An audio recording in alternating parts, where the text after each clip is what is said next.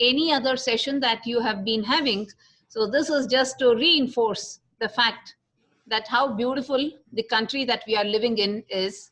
And we wanted to give you a glimpse of what exactly is in store when we look at the hill states of India, Uttarakhand and Himachal Pradesh.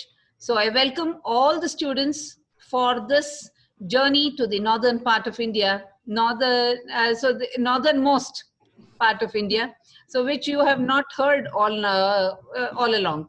So for this session, I request my colleague, Dr. Suresh, to introduce the resource person and then formally welcome all of you and give a start to this session. So once again, I welcome all of you. Over to you, sir. So background of today's program, it is called as Ek Bharat Shresth Bharat program. This program was launched by Honorable Prime Minister on 31st October 2015 on the occasion of 140th birth anniversary of Sardar Vallabhbhai Patel. Announced a unique initiative called Ek Bharat Shresth Bharat program. This program aims to actively enhance the interaction between the people of diverse culture living in different states and union territories in India, with the objective of promoting greater mutual understanding amongst them. As per the program, each year, every state or union territory would be paired with another state or union territory in India for a reciprocal interaction between the people. This year, Karnataka is tied up with Uttarakhand. It is envisaged that the knowledge of the language, culture, tradition, and practices of different states will increase the understanding and bonding between one another, thereby strengthening the unity and integrity of India. Uttarakhand is the 27th state of Republic of India. It is also known as Devabhoomi. It was formed in the year 2000 after being separated from the large state of Uttar Pradesh. Uttarakhand is a destination to explore the riches of Indian culture, history, and natural beauty. The state is nested in the lap of Himalayas that borders Tibet to the north, Nepal to the east, the state of Uttar Pradesh to the south, and Himachal Pradesh to the west and northwest. It is divided into two regions, Gharwal and Kumaon, which further breaks into 13 districts.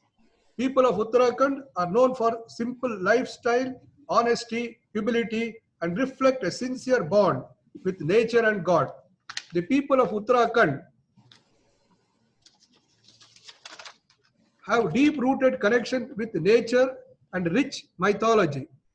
The festivals and fairs of Uttarakhand are simple but culturally rich.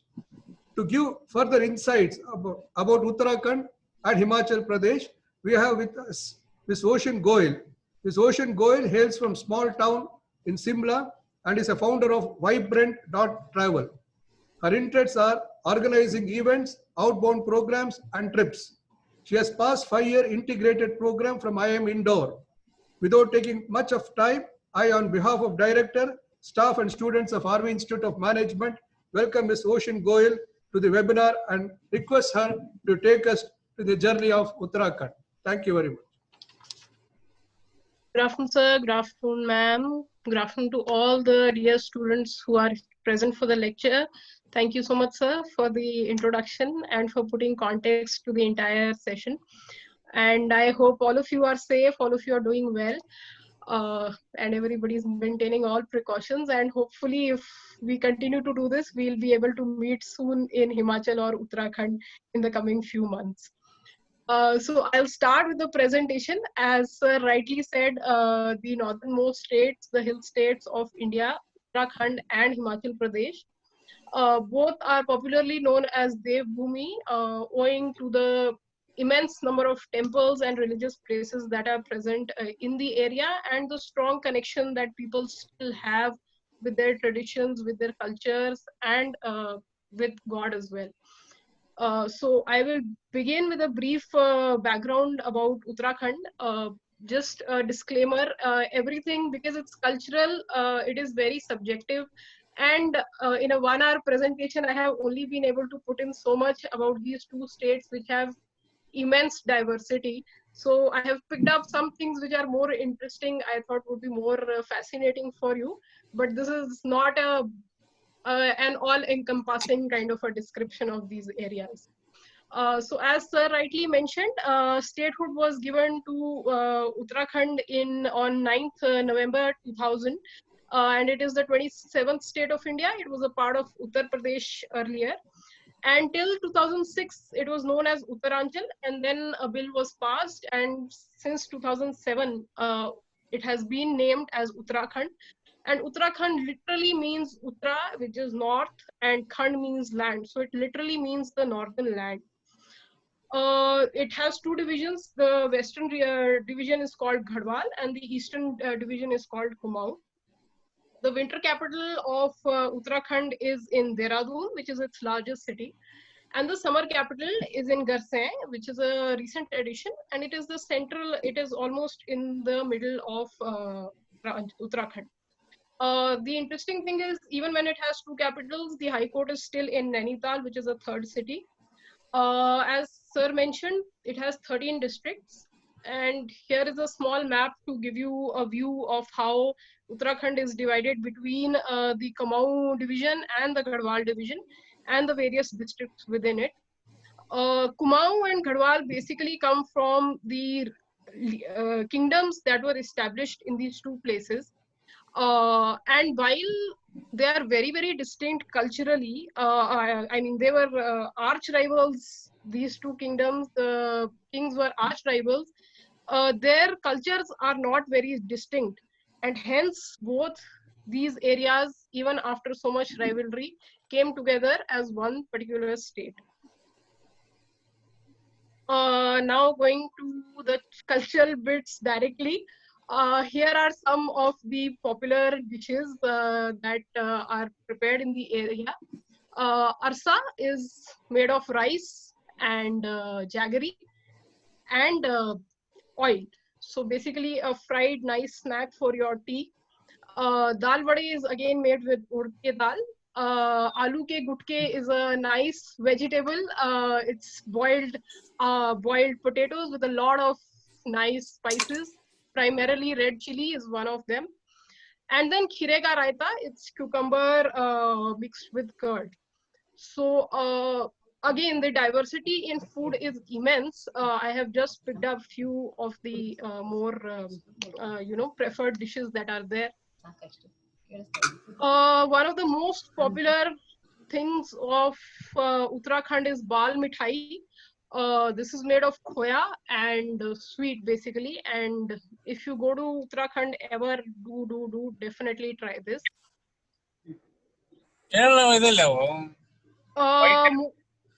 Moving on to the attires, this is the attire of the women of Kumaon area. It is called Rangwali Pachhora. So basically the chunni, the dupatta that you can see is called Rangwali Pachhora. It is a yellow cloth with a lot with red dots that are made on it, and there are swastik signs. And in the four quadrants of the swastik signs, you find the sun, the shankh, a bell with Om, and goddesses that are there. It is worn extensively during marriages, during all kinds of ceremonies that happen in the Kumaoni region. Now, while we distinctly put Uttarakhand into two areas that are Garhwal and Kumaon, Jaunsar is an area which is northwest of Dehradun. And this area has a very, very distinct culture from the cultures of both Garhwal and Kumaon.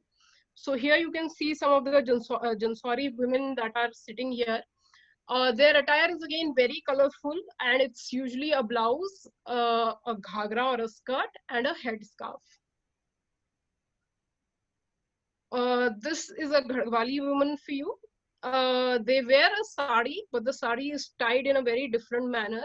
The knot of the sari ends on your shoulder, and then they tie a waistband around the sari. So this makes working in the field extremely easy. And then, of course, for protection from cold, you have sweaters and jackets, etc. And a headscarf is again worn for the purposes of saving the people from cold. Apart from a lot of other amazing tourist destinations that Uttarakhand offers to the entire country, one of the key aspects for which Uttarakhand is extremely popular is the Chota Char Dham Yatra. This is a yatra that is undertaken by the Hindus in a huge number every particular year, and it covers four destinations primarily. One is Kedarnath Temple, which is on the banks of river Mandakini, and it is a temple that is dedicated to Lord Shiva. The second is Badrinath, which is on the banks of river Alaknanda, and it is a temple dedicated to Lord Vishnu. Badrinath is also part of the greater or the main Char Dham Yatra that is there. The next two places in the Chota Char Dham Yatra are Gangotri and Yamunotri, and as the name suggests, Gangotri is this beautiful glacier from which the river Ganga originates, and Yamunotri is the glaciers from which the river Yamuna originates. Kedarnath, as you would know, was devastated. The entire village was devastated in the 2013 floods, except for the temple. And also, the Badrinath temple has been subject to a lot of earthquakes because it's in the Chamoli area, Chamoli district, and which is prone to earthquakes a lot. So the temple has been reconstructed and rebuilt time and again. Moving on to a little bit about Himachal now. I am basically from Shimla, and knowledge of Himachal comes to me absolutely firsthand by living here. So Himachal Pradesh literally means, Himachal means in the lap of snow or full of snow. So Himachal Pradesh literally means the snow-laden province. The history is long and pretty complicated. Even post-independence, it was majorly a part of the Punjab state. So post-independence, first Himachal was made the chief commissioner's province of HP. Then it was converted into a union territory in 1956. But finally, statehood was granted in 1971, Himachal becoming the 18th state of India. The winter capital of Himachal, it's not a very old change, it's a comparatively recent change, is fixed at Dharamshala. The summer capital is Shimla, and Shimla has been the summer capital since centuries now, even during the British Raj or the British Empire in India. Shimla was the summer capital for the whole of the country. And the entire British administration used to move earlier from Calcutta and then from Delhi to Shimla every year. Shimla has 12 districts. Now the divisions, as we say, like in Uttarakhand, there is a clear distinction between Garhwal and the Kumaon divisions. Himachal per se does not have any official or legal divisions as such.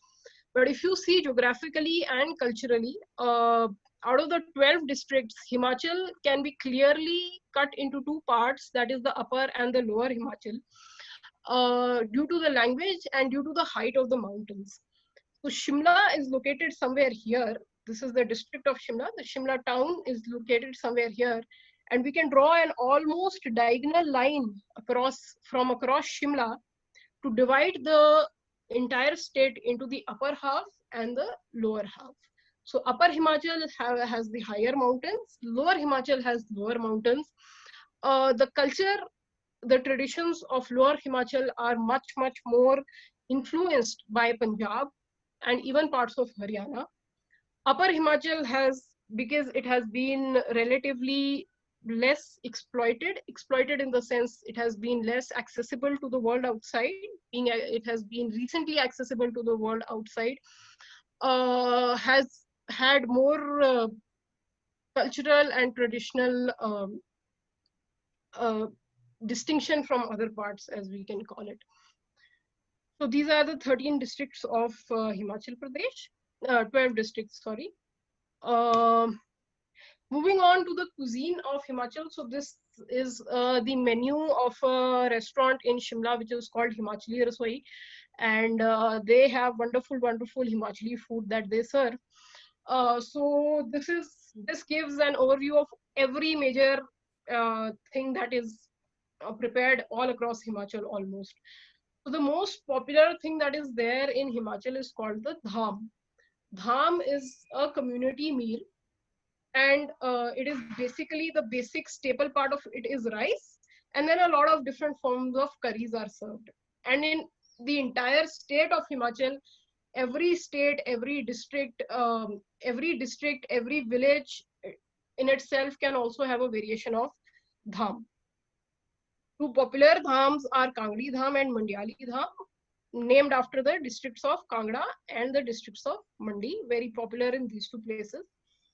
And then there are a lot of other forms of dham also. So I am just going to show you some pictures of the dham. This is again from Himachali Rasoi.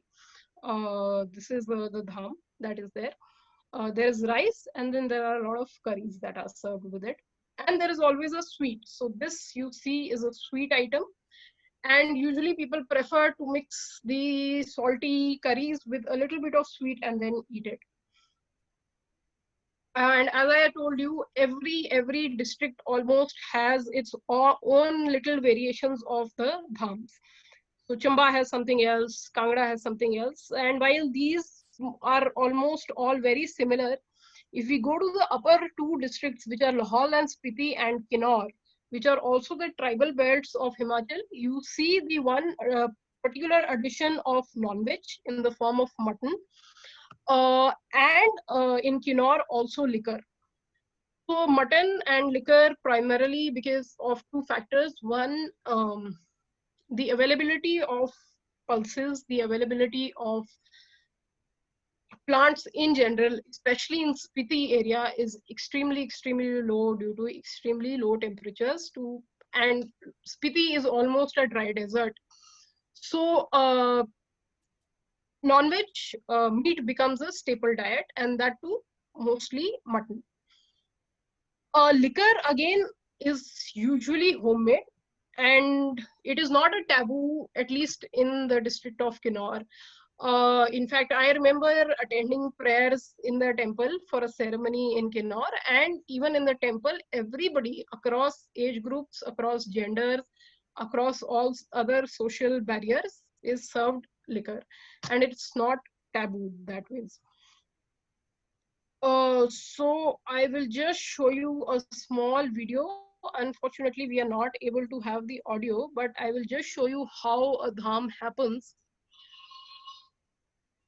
So, so it's basically a community meal. As you can see, people are sitting in rows, and then there are some people who are serving the dham. So that is one part about all hilly regions that are there. The community culture is extremely strong still. So everybody sits down, then there are some servers, and everybody sits and eats together and then gets up and leaves, and then the next batch comes and sits.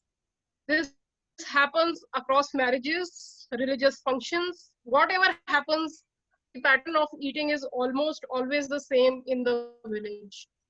During the Navratris, almost every temple which is dedicated to a goddess, every day will have such a ceremony, even in the city areas of Shimla and other cities of Himachal.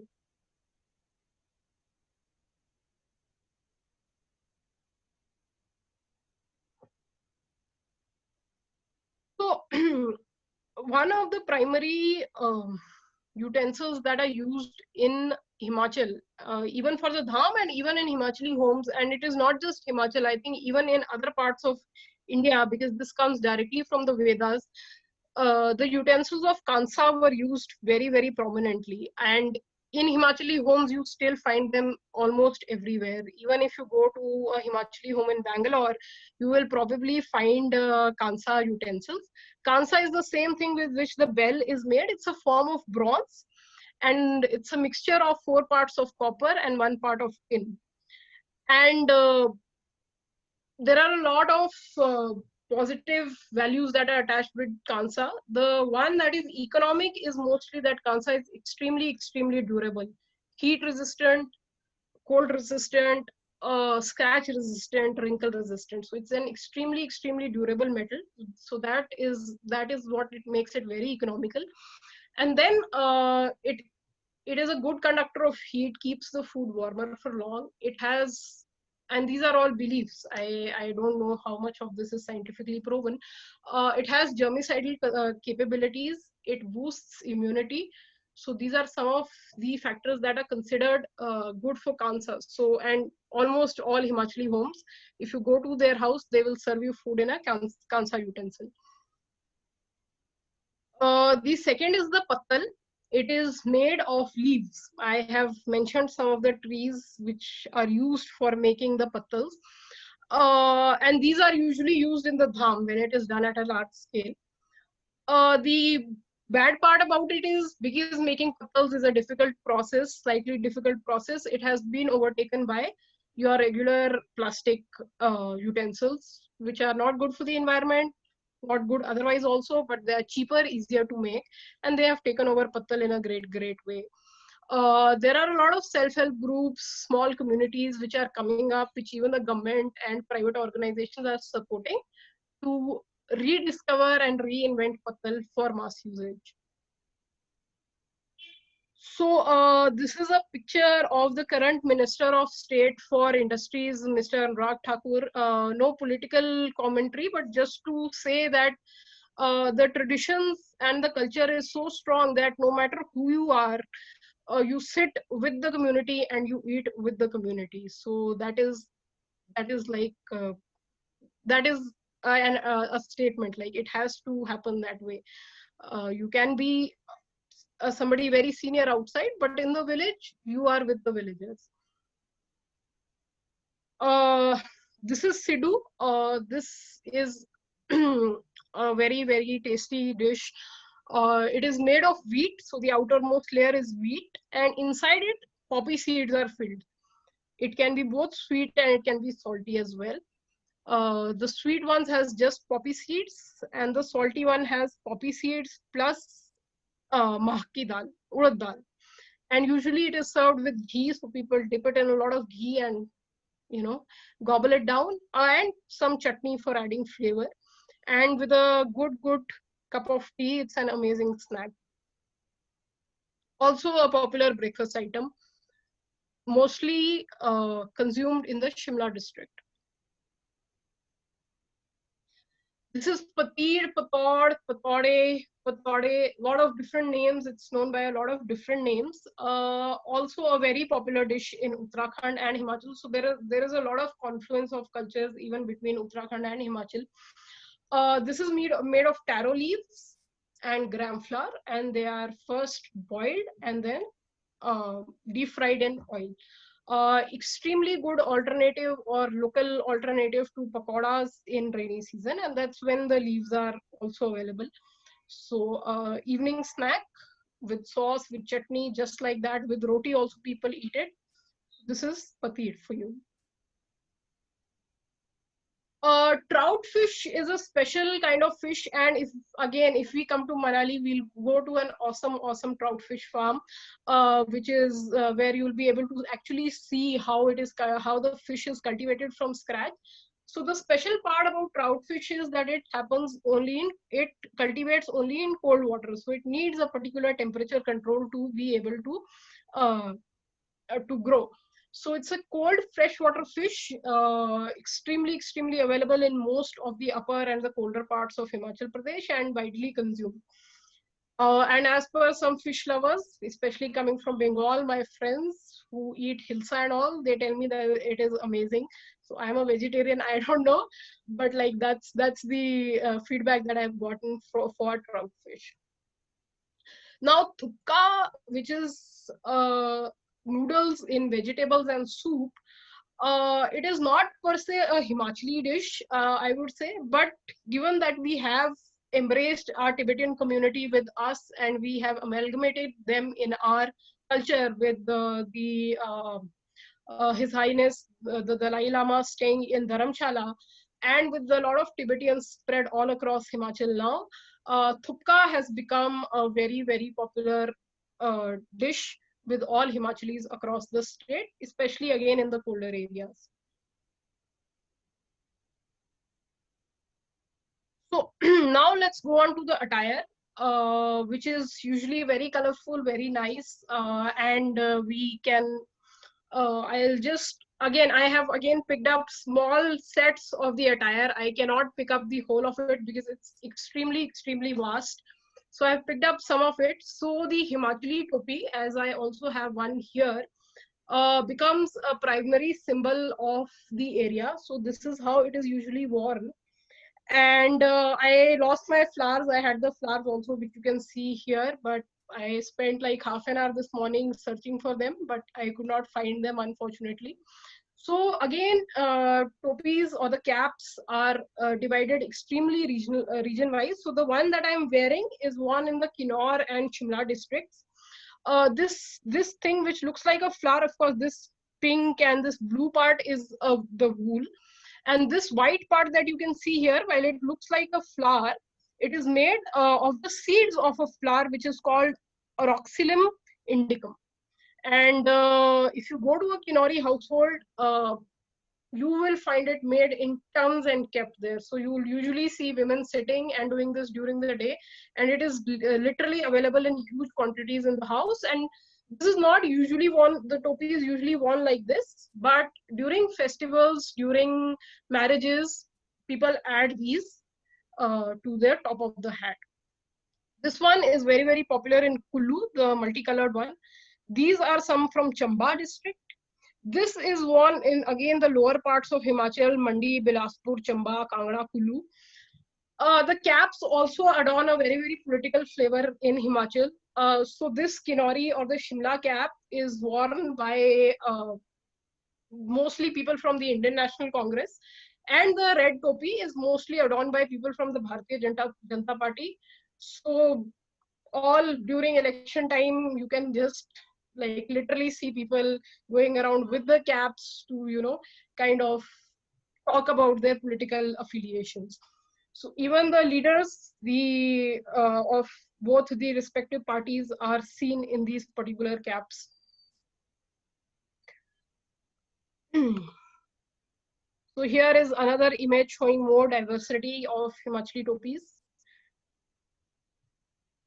Okay, so now this is the attire of the tribals of Kinnaur. The area is extremely cold.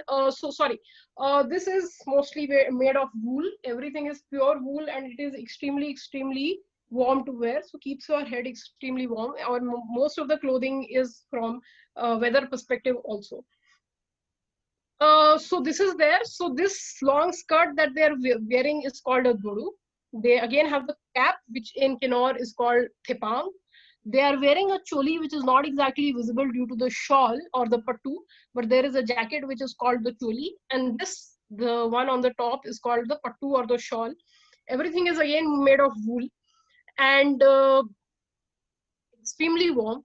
And I will again show you a small video here. And I hope we could have heard the audio, but okay, let's make do with what we have.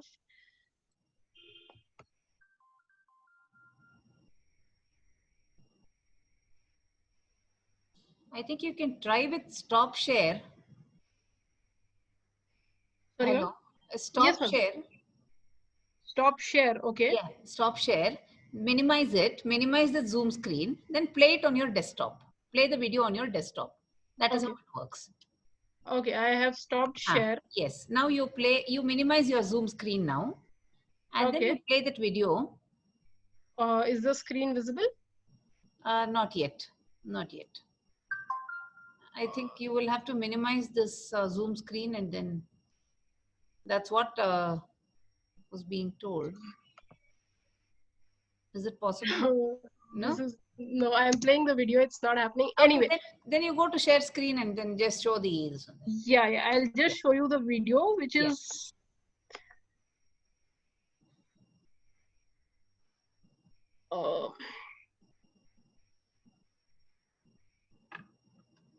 Is it there now? Yes. Okay, great. So this is an old Kinori woman. She's the grandmother of one of my closest friends. And what she is doing presently, she is basically making at a very low domestic scale, as we can say it.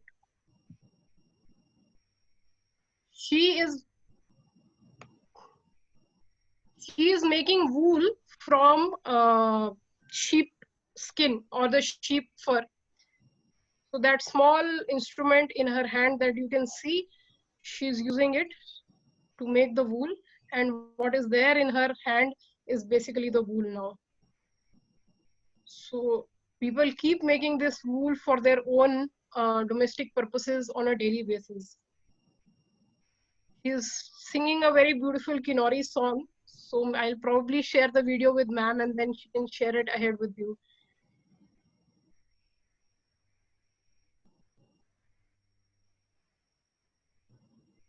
So everything, all of this is made of wool. This is a lady from Shimla district. The long choga, the long skirt that she's wearing is called a rezito or a reshtha. The thing that she's tied on her head is called a dhatu. And then there is a waistcoat that she's wearing, saluka. Dhatu is both a religious thing because women are expected to keep their head covered, and it is also a protection from the cold. It suits both the purposes. This is the attire from Kulu. There is again, there are a lot of jewelry. There is a lot of shawls and dupattas that are included in this process.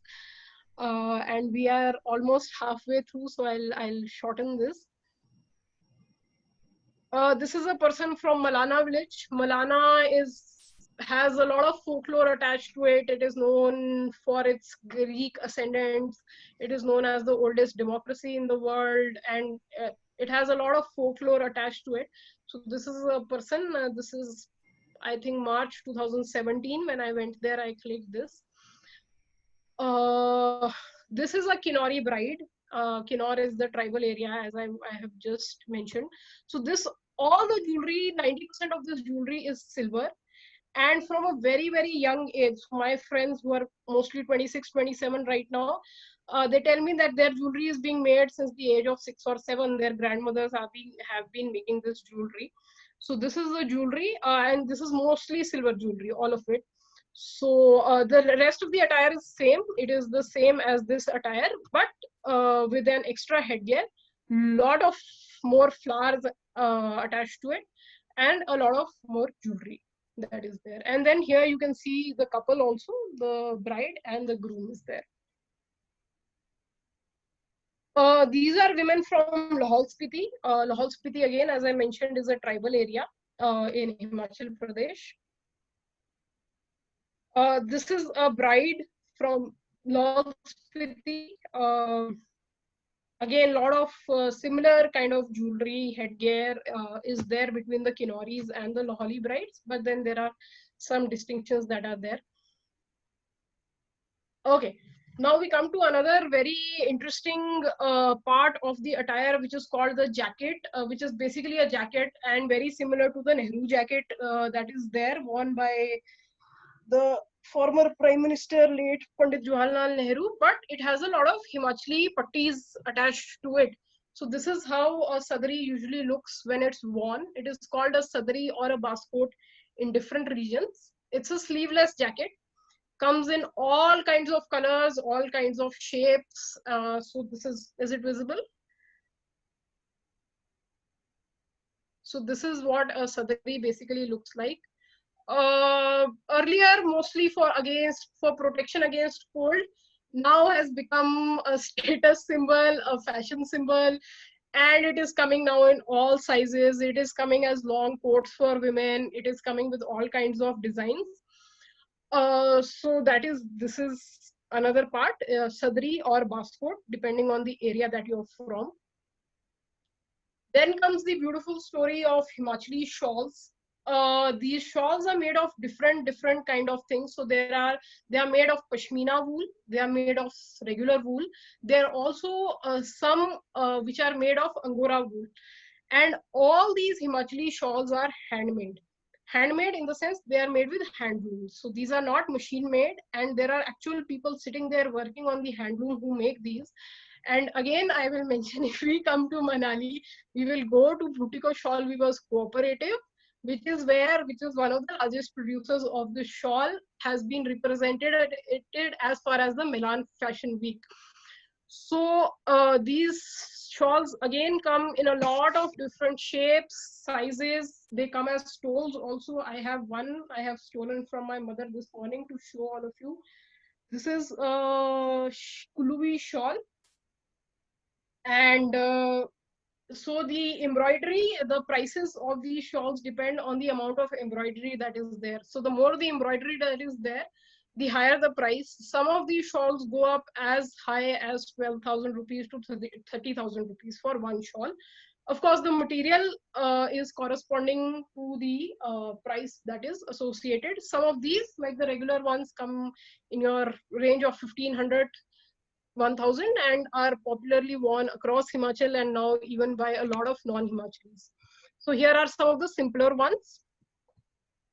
These are some of the ones with more intricate designs. Here is a woman working on the handloom at Butiko Shawl Weavers Cooperative, putting in every thread, every little particle of the design together. And a lot of these shawls are also, the designs are also given by the students of NID who regularly visit NID Ahmedabad, who regularly visit Kulu and work with the people at Butiko Cooperative and give out these designs. Here is another picture of a woman in the traditional attire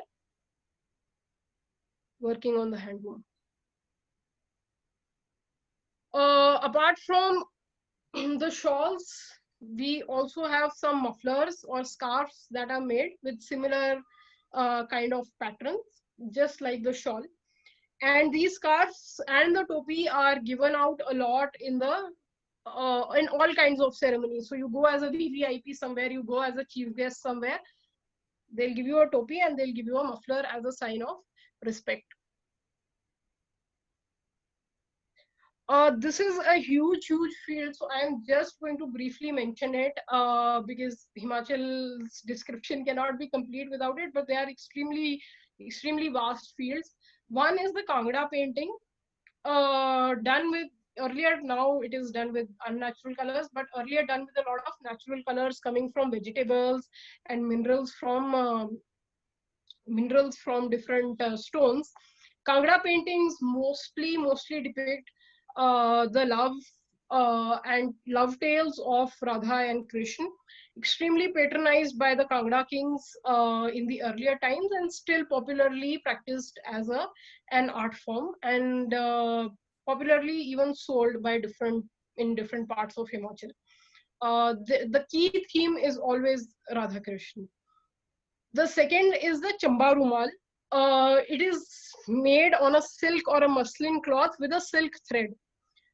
And it is made with something which is called the Dohra Tanka. So Dohra Tanka is done in such a way that the design on the front and the back of the rumal comes out to be the same. Rumal is basically a handkerchief.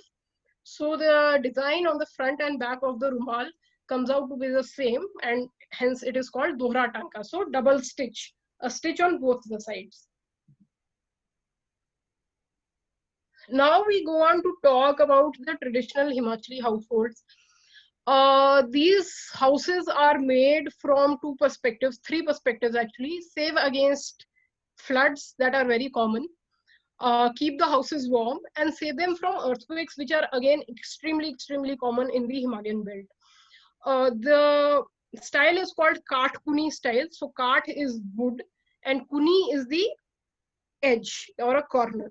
So if you can see, these are beams on the edge which support all of them. There is one column of wood and then there is one column of rock or stone. and there is nothing that binds them except for this wooden column. So there is no cementing between these two, but these structures are extremely stable, uh, protect against a lot of earthquakes. And on the ground, there is one room that is usually kept aside for the grains, and then the house is on the top. And there are usually cow sheds, which are called obras in the local language, OBRA, obra. This is the kind of intricate woodwork that you would find on most of the Devi temples of the Devis in Himachal. This is all hand done woodwork by craftsmen, mostly from Sangla in Kinnaur district of Himachal.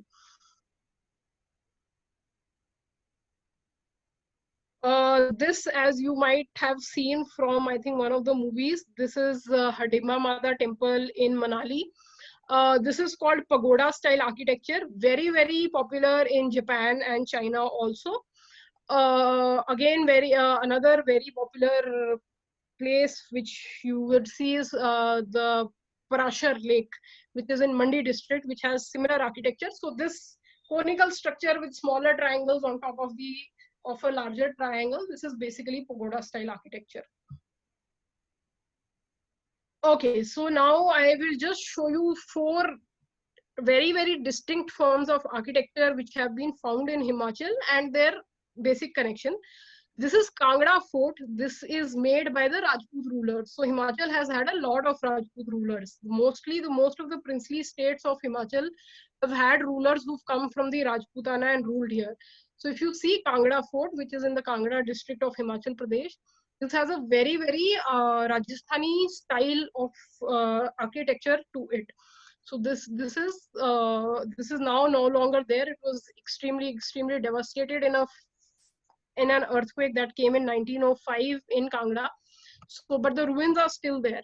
So this is one fort of a ruler of Himachal, a Rajput ruler of Himachal. Then you see Kamru Fort. Kamru Fort is again in Kamru, which is in Kinnaur. This is a very traditional Himachali architecture, just as I showed you, the Katkuri style. Kamru Fort was the seat of the Bucheher. Bucheher was a kingdom in Himachal. Kamru Fort was the seat of the Bucheher kingdom in Himachal. Now it is highly revered place, and they say that there is one Kamakhya Devi that is there, one idol of Kamakhya Devi that is there, which people believe is brought from Guwahati, the Kamakhya Mandir in Guwahati some centuries ago. And then they believe that there are 33 crore gods and goddesses that reside inside the Kamru Fort. So Himachalis, by that design, are very attached to religion still. So this is Kamru Fort. This was the seat of, or the fort of, the Bucheher state. But then with time, they shifted the seat of the Bucheher state from Kamru Fort to Rampur.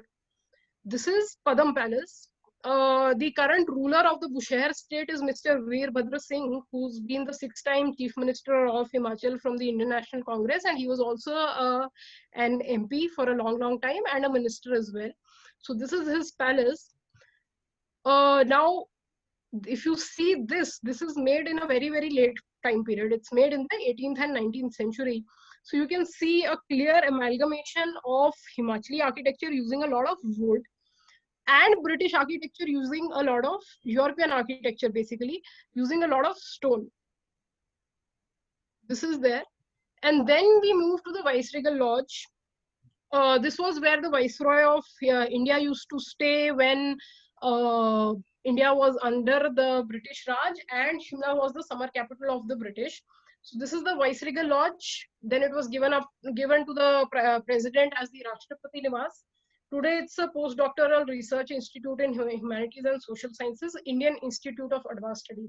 This is a purely European architecture, and a very beautiful building to see if you ever happen to come to Shimla. So as you can see, with time and with the kind of people, different forms of architecture have been brought into the state by different people for their own purposes. So one thing that cannot be emphasized enough about Himachal and about Uttarakhand also put together is the community culture. So this what you can see here and here in these two pictures. These are basically women who are working for somebody else's marriage in the village. So if a marriage happens in a village, the entire village will contribute to that marriage. So there'll be no bawarchi who will be called from outside to make the food. All women and men of the village will come together and prepare all the meal for all ceremonies that are happening. And the communities are extremely closely knit. My friend tells me that if there is a village in the, if there is a marriage in the village, it is not possible that my parents cannot go there. Like it is prohibited. You cannot miss a village, a marriage in the village. So the community culture is extremely strong. I will show you the dance, which form of Himachal, one of the many dance forms, but the most popular dance form. This dance form is called Nati. We will not have the music, but I will show you. It is again mostly a community dance.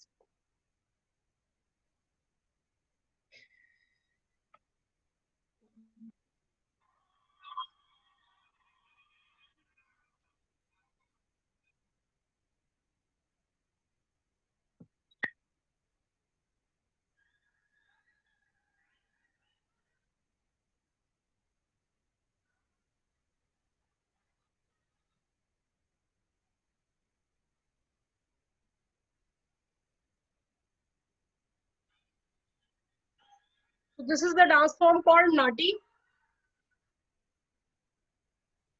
And they're both in their traditional dresses, the girl and the boy. So Nati can happen in two forms. It can happen in a couple forms, so male and a female, as you can see in this song.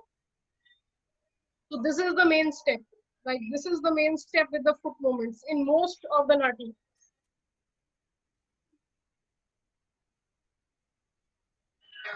That video is not seen. Hello, Ocean. That video. Nati is again very common with the Uttarakhand style of dance. Both places have Nati, just that every region, every district will have a variation of Nati. So the Nati in Kangra district and the Nati in Kinnaur district will be extremely different. The video is not showing. And here is one more video of a Nati. This shows the more community-driven feeling of Nati person.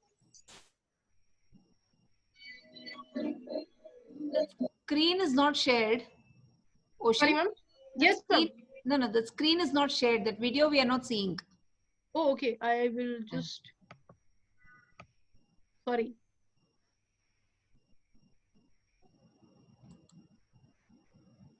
Did you not see the previous video also? Mm-hmm. No. Oh, I'm so sorry.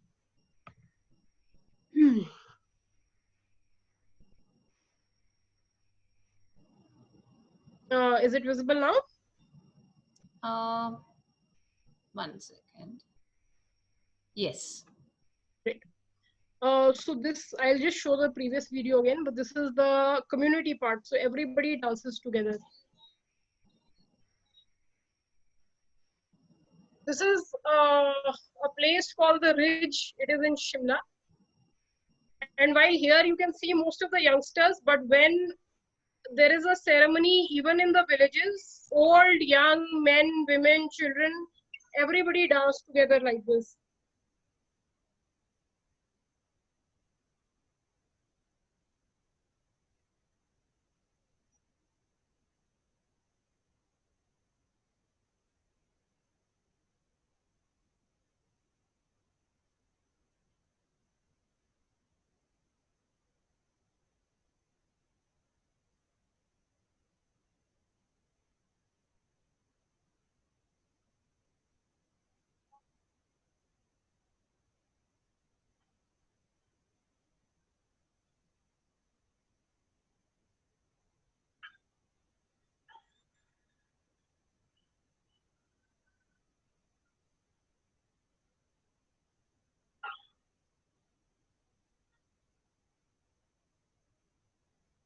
So we can't hear the lyrics, but if you basically see the basic conversation that is happening in this song, is that the lady is asking the guy to get her a pink palazzo, and the guy says that there is not even enough food to eat in the house, and then you have all these kind of, you know, weird aspirations and shock in life, basically. So that's the dialogue that is kind of happening in the song.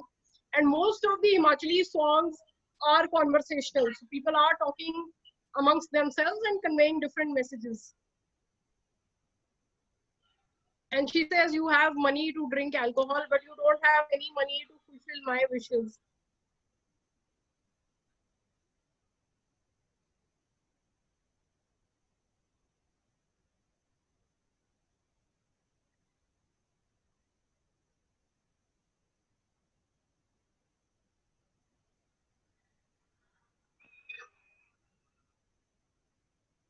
Okay, so here, as you can see in this picture, this is a marriage function, and everybody in the house are they're dancing together. It's a community dance, basically.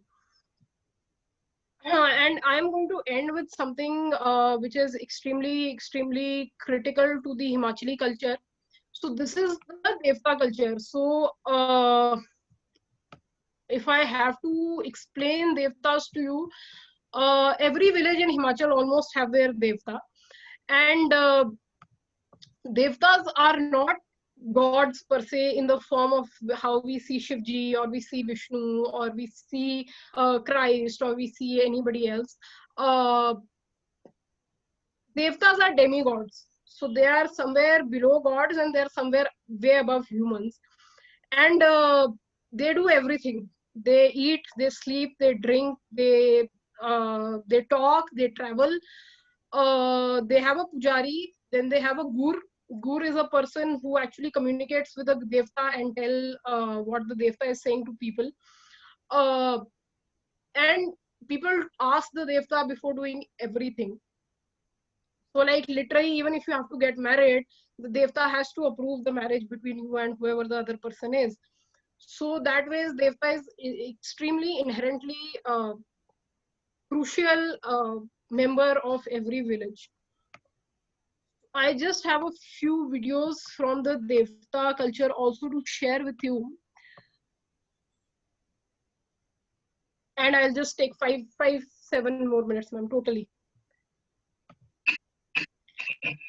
So what you can see here in this video is these two things that you can see. These are actually the Devtas. And what is happening here in this video is that the people of Hatkoti village, which is in Rohdu. Rohdu is a place in Shimla district. So the people of Rohdu are welcoming the devta of a place called Sangla. So this is Rohdu, which is in Shimla district, and then we have Sangla, which is in Kinnaur district. So the god of Sangla, which is whose name is Berengnag, has come to Hatkoti to meet his wife. So Hatkoti, there is a Mata. Her name is Hatkoti Mata or Hateshwari Mata, which is a form of goddess Kali. And the Devta has come to meet his wife. And basically the people of the Devi's village are welcoming the Devta. And the distance between Sangla and Hatkoti is 189 kilometers by road. And this journey is covered on foot by the people carrying the Devta. And this happens once in every 12 years. The Devta comes to meet his wife in Hatkoti. The second video here I have is to show how popular just the Devtas are. So this is one of the Devtas from the surrounding villages being welcomed into Shimla.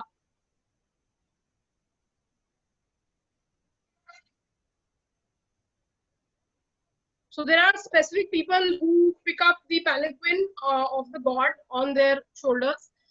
These are some of the traditional Himachali musical instruments.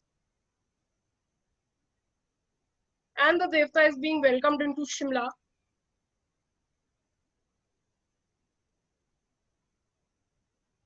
So a lot of such festivals happen.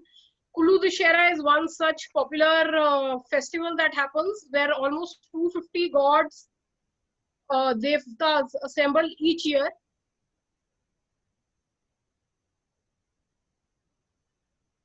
Devtas actually hold proper courts. They give out punishments. They give out rewards. Everything happens. So it's basically, so that's the amount of people who've come to welcome the Devta into Shimla.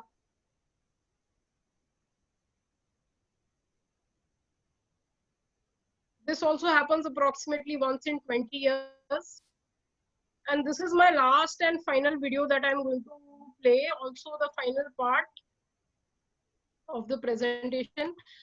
So while it is difficult probably to believe for people who've not seen it, people say that like the Devta acts as per his or her his own wish. So this movement that you can see of the palanquin, this they say that the Devta is doing on their own and you cannot control it. Like the people who are carrying the Devta cannot control this movement.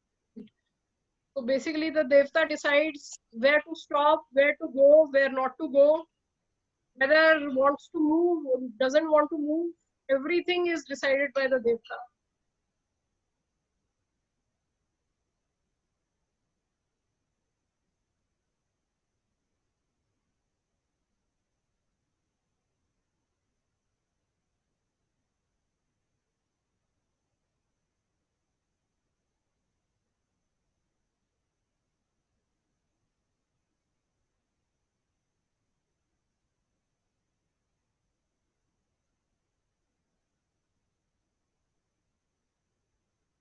Yeah, you can see two Devtas having a playful time. It is raining, but the faith is so ingrained that people do not care.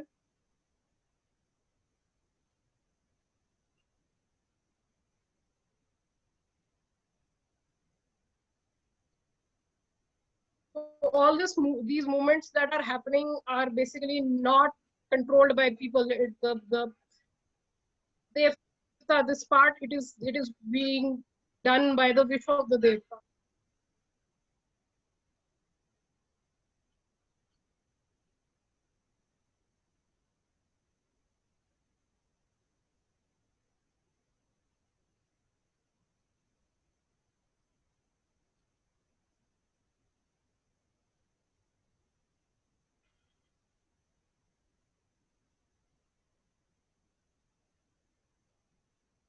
Sometimes it is believed that the Devta, the palanquin becomes so heavy that it becomes almost impossible to move the palanquin around.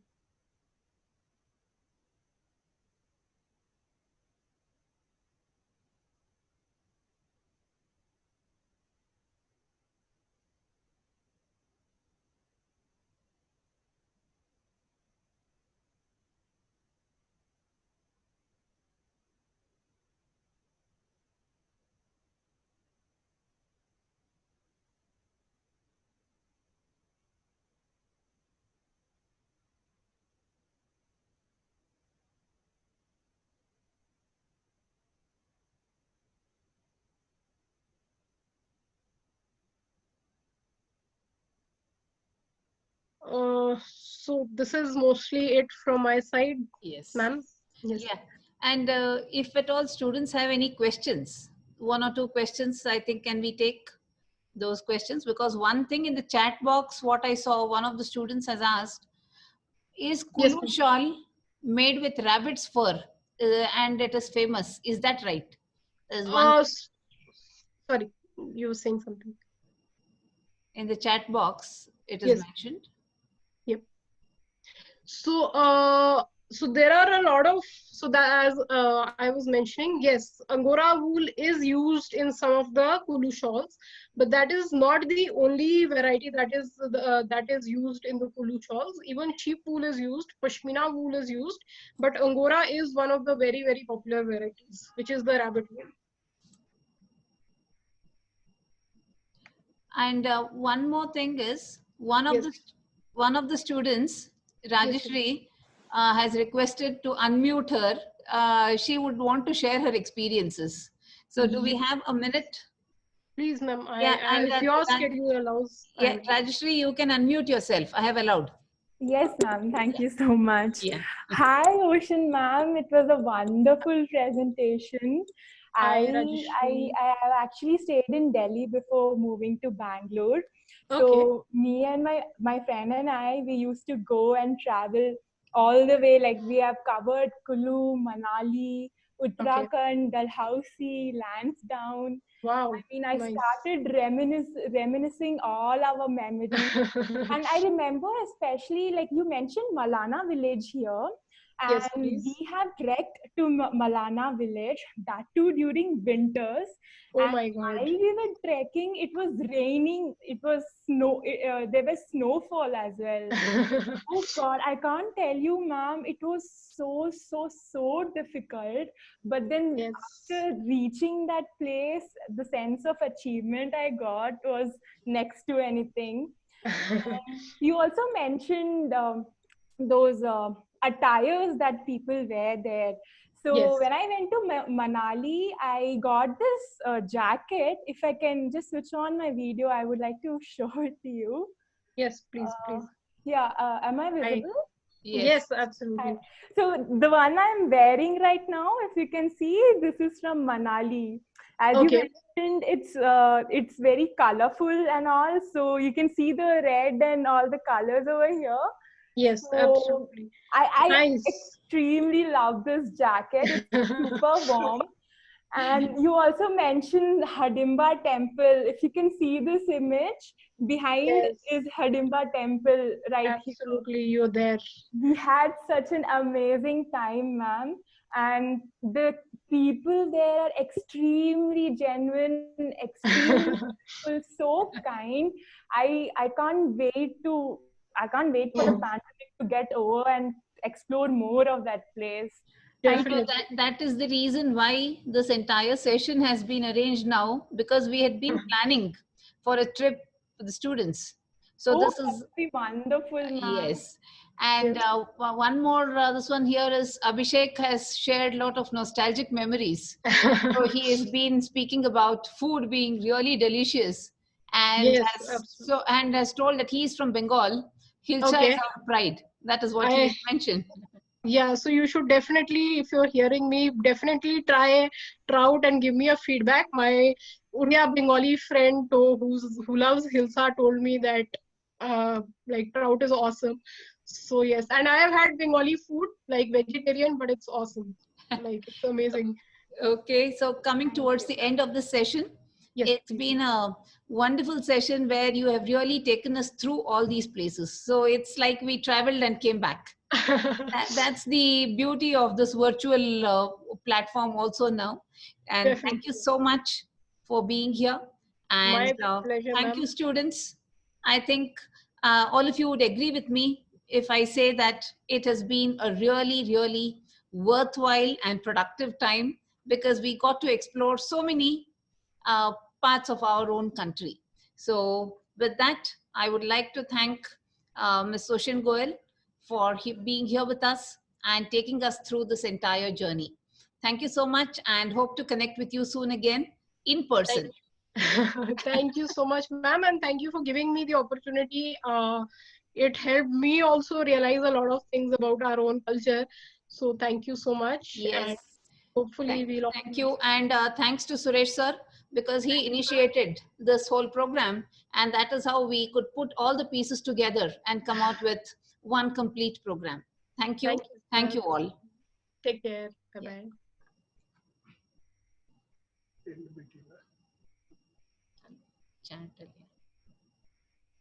Okay, ma'am. Okay. Thank you.